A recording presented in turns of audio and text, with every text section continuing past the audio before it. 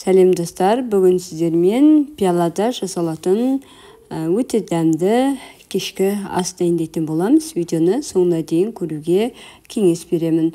Алдымен бізге бір жуа орташа көлемде, одан кейін тәтті бұрыш, сәбіз, 2 картоп және асқабақ қажет болады.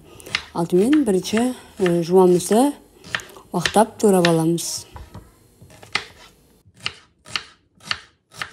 Алдымен барлық көкөністерімізді турап дайындап қоямыз. Енді келесі кезек сәбізімізді тураймыз. Менде осындай арнайы пышақ бар. Сонымен әсемдеп форма келтіріп тураймын.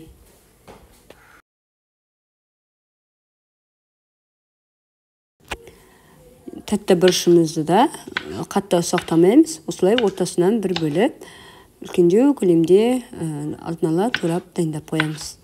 Одан кейін картошкамызды және асқабағымызды да үрлеу қылып турап дайындап аламыз.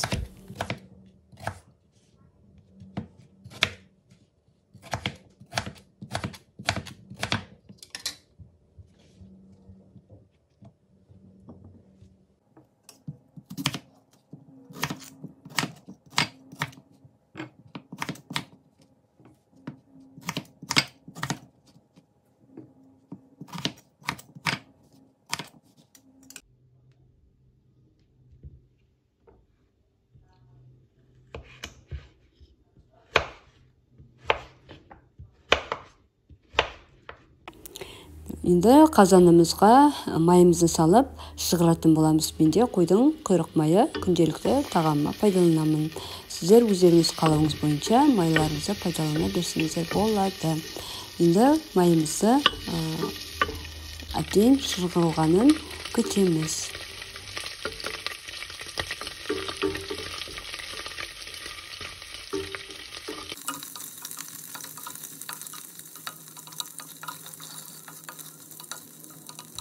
Міне біздің майымыз толық дайын болды. Әбден шығарылды. Енді үстіне ұсақтап туралған етімізді салып, жақсылап араластырып аламыз. Үстіне тұзымызды сеуіп, қақпағын жауып, жай отта пісіріп алатын боламыз. Біздің етіміз піскенше тестамызды дайындаймыз. Ол үшін алдымен суымызға бір жұмыртқамызды, одан кейін ертілген сары майымызды және бір шай қасық тұзымызды саламыз. Жақсылап бір араластырып аламыз да, үстіне ұнымызды салып, жұмсақ қамыр илейтін боламыз.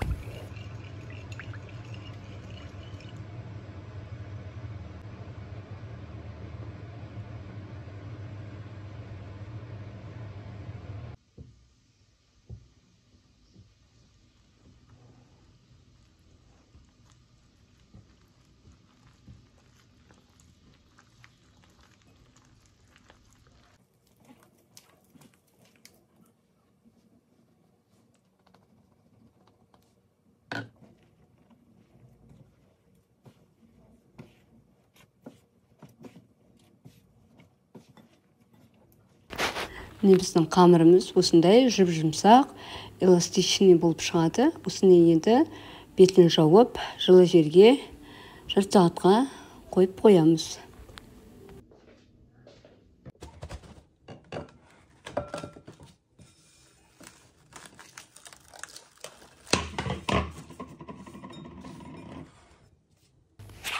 Етіміз пісіп қалды. Үстіне алдын ала турап қойған жуанды, одан кейін бір шай қасық томат пастасын салып, жақсылап араластырып аламыз да, қызарғанша қуырамыз.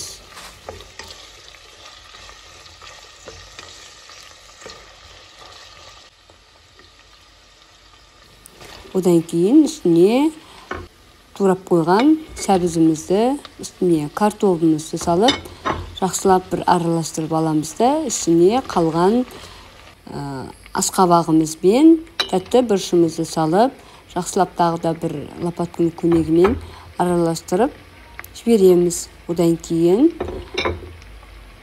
бір шымшым тұз саламыз да, суымызды құйып, газымыздың астын жай отқа қоямыз да, қақпағын жауып 1 сағат пісіреміз.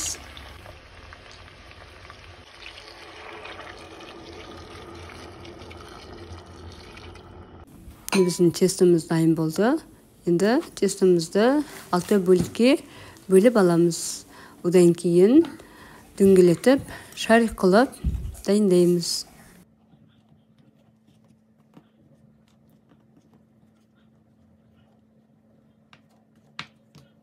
Одан кейін нандарымызды кезекпен бір-бірлеп жазып аламыз да, кесемізге орналастырамыз. Бетіне жұмыртқамызды жағып, кунжут және макты себеміз. Қызып тұрған алдын ала пеште 180 градуста 30-40 минут пісіретін боламыз. Біздің бүгінгі кешкі тойымды асымыз дайын болды. Сіздер де міндетті түрде жасап, отбасыларыңызды қуантыңыздар. Сіздермен болғанмен айтана сау болыңыз.